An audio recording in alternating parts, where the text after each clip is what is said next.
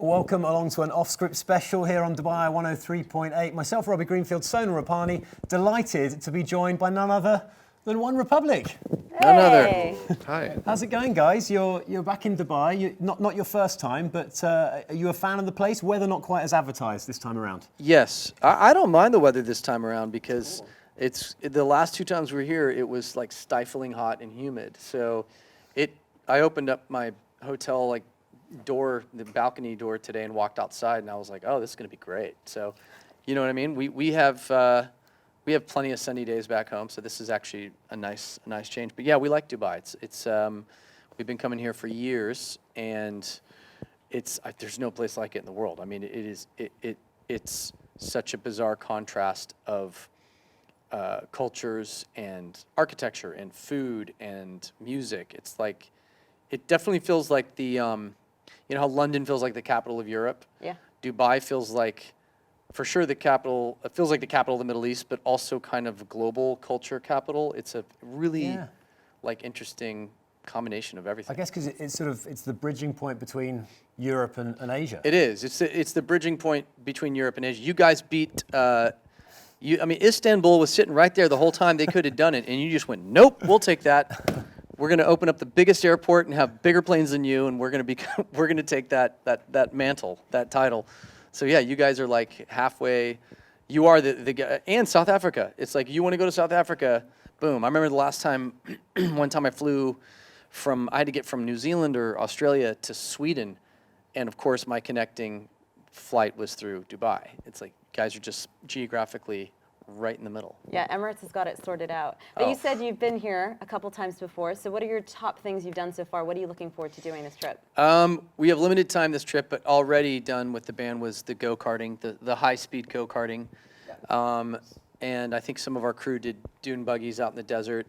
Last time we were here, we went onto the royal family's land and got driven around by a bunch of old Land Rovers, and then had breakfast with Bedouins, and then watched falconry going on, which was just wild to us. And then we're hanging out with this Bedouin guy who I don't think spoke any English, and he supposedly made us breakfast, and we're sitting there just kind of trying to talk with him, but again, there's a language barrier, and we were under the misunderstanding that this was just some like desert guy that just didn't have any earthly belongings and just kind of hung around waiting for idiots like us to show up so he could make breakfast.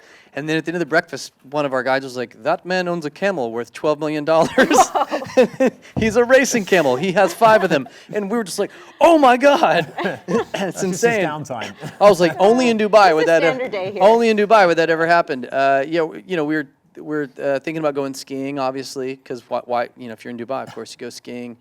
And you guys are from Colorado, right? So right, yeah. Why not go to ski Dubai? We've done the Burj before, but it's been a while, and so we may hit that up because it's always a fun little way to kill an hour. And then we're gonna hit Ravi to grab one of the best meals that I remember having in years was at Robbie. So we're gonna hit that place up. Brilliant. It's such a young country, this, and a young emirate. Yep. And there are a lot of talented local musicians here. A lot of them struggle to break through. I'm sure that's no surprise to you guys. And you guys have got a really amazing backstory. Can you kind of talk about your own breakthrough, how it fell together, and what you owed it to? I mean, I think we answer that backwards. I think we owe it to, or anybody that breaks, with the exception of every now and then you hear an artist who just got signed, and then like 3 weeks later they have a hit, like Old Town Road, Lil Nas X. You know, it was like went from sleeping on a sister's couch to the #1 record in the history of Billboard in less than 8 months. That never happens, right? For most artists, it's years of tenacity. It's just years of thinking, perseverance, years of not wanting a normal job so badly that you would suffer through all the rejection that you get when you're a recording artist. Because being a recording artist is, if you think about it, a crazy and somewhat vain, narcissistic endeavor or job description. You know, you're going, nope, I'm not going to join the workforce. I'm not going to use that college degree. I'm not going to do any of that. The world wants to hear what I have to say so badly that I will make a living doing it. And that's a crazy idea to think about. Like, I've got something to say and the world needs to hear it. And if I say it in a memorable enough way, we can make a career out of it. And fortunately, we didn't really think about it. We just kept going. And right around the time we were going to break up in 2006, we were approaching kind of the end of a calendar where, you know, a couple of guys in the band were like, we had kind of marked, okay, if by next summer we'd already been dropped by Columbia Records, and it's like, okay, well, if by that was we have 12 months. I bet they regret that. Yeah, you know, they dropped us, they dropped Katy Perry a month later, or a month before us, they dropped Jonas Brothers same time, they've dropped a lot of artists. But they're different, you know, labels change, executive, you know, the executive panel at a record label swaps out about every 5 years anyway, so all the people that were there that let us go, they're no longer there anyway. But we just kind of thought, okay, well, let's give it another year, and let's see what happens, and kind of went back to our day jobs. I mean, to be honest, like, I had just decided, I was resigned to the fact that my career would be writing songs for other people, and I was like, well, I'm okay with that. You know, I can at least tell my kids I used to be, you know, a recording artist or whatever, and to me that was actually noble, and I thought that was cool.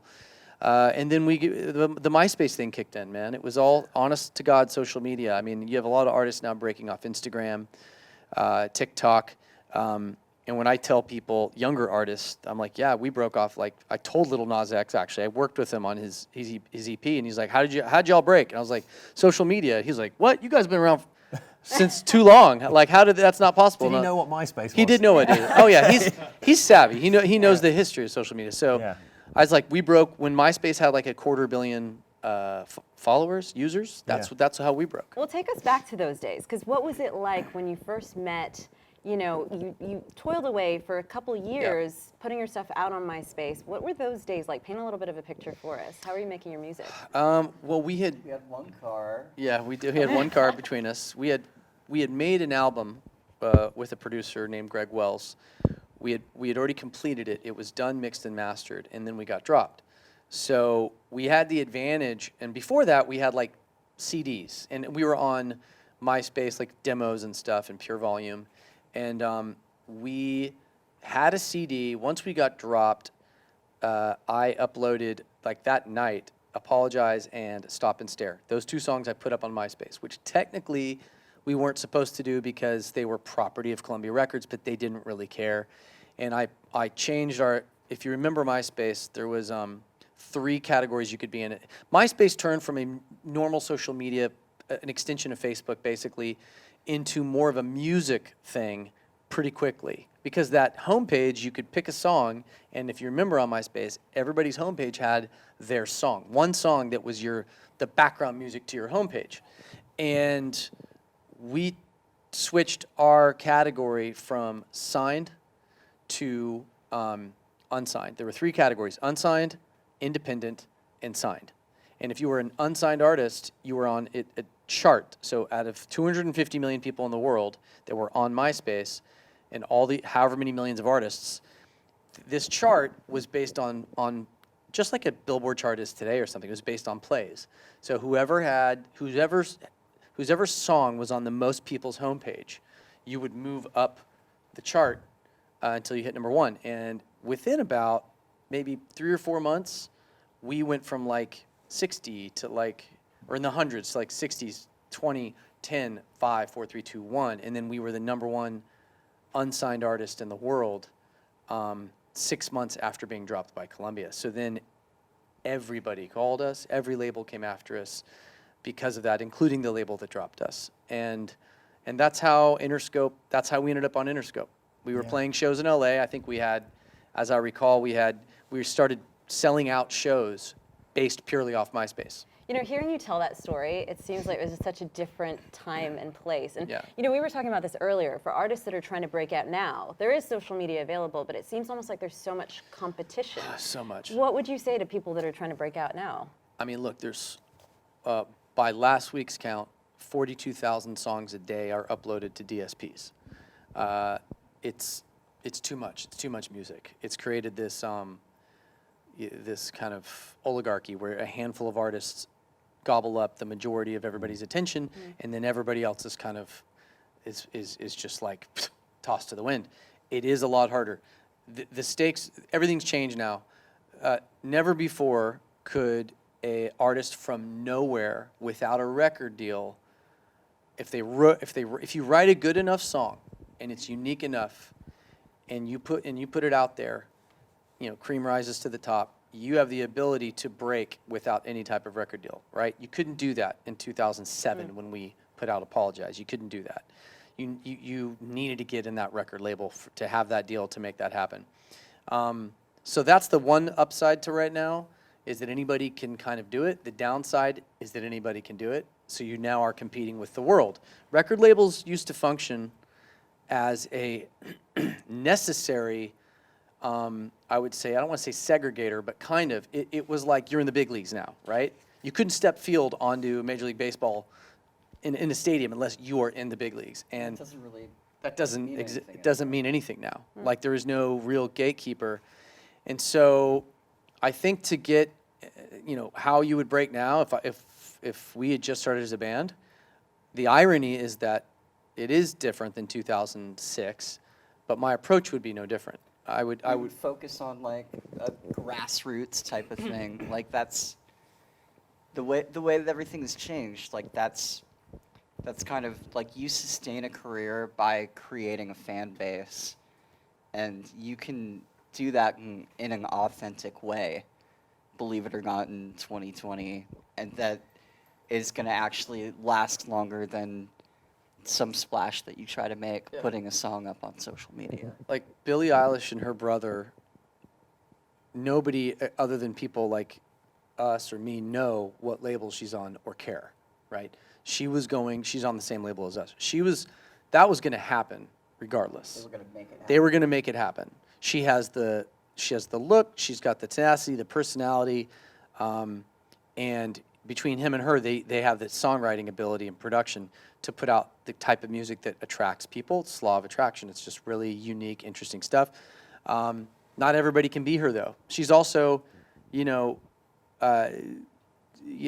super unique looking. The green hair, the crazy makeup, the crazy outfits, like, all that also feeds into it. The fact that she's 16, she's 16. The most powerful label. Yeah, she's 16 years old. All those things feed into it. You can't discount her age, her talent, her look. All of those things combined is what makes Billie Eilish. Everything else being the same and her being 26, it's a different proposition. It's a different vibe. It's a different fan base. So I think ultimately, though, at the end of the day, it does come down to songs, and more than look, all those things can feed into it. If it's authentic, that's the most important thing. If you're some artists, if you're just like, I see artists on Instagram occasionally, signed or unsigned, that are like peacocking, is what I would call it, which is like, how crazy can I look? How extreme can I be in my photos? How many shirtless pics can I take, showing off my physique or lack thereof, right? Everybody has their way of peacocking to get attention on social media. And unfortunately, that doesn't always equal great music, and that doesn't always build a fan base. It really does come down to great songs. You have a guy like Louis Capaldi, who 9 months ago was in danger of getting dropped. I met with him, and he was like, I met with him right shortly after the song started blowing up, and his album, they'd already released 2 or 3 singles. None of them had worked. They were done. But he had this one song, Someone You Loved, and they wanted to put it out. They didn't even have the budget to finish the song, and they cobbled together enough money to pay the producer who had written it with him, and they released it in Germany, of all places. And then in Germany, it exploded, and then it trickled into France, and it trickled into the UK, and then it went to Australia, and it started grassroots from one country and spread around the world. Last one, guys, from us. I know we're out of time, but a big year for you guys, 2020?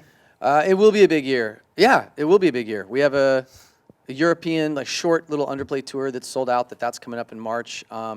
We have a U.S. tour in Canada, summer of 2020.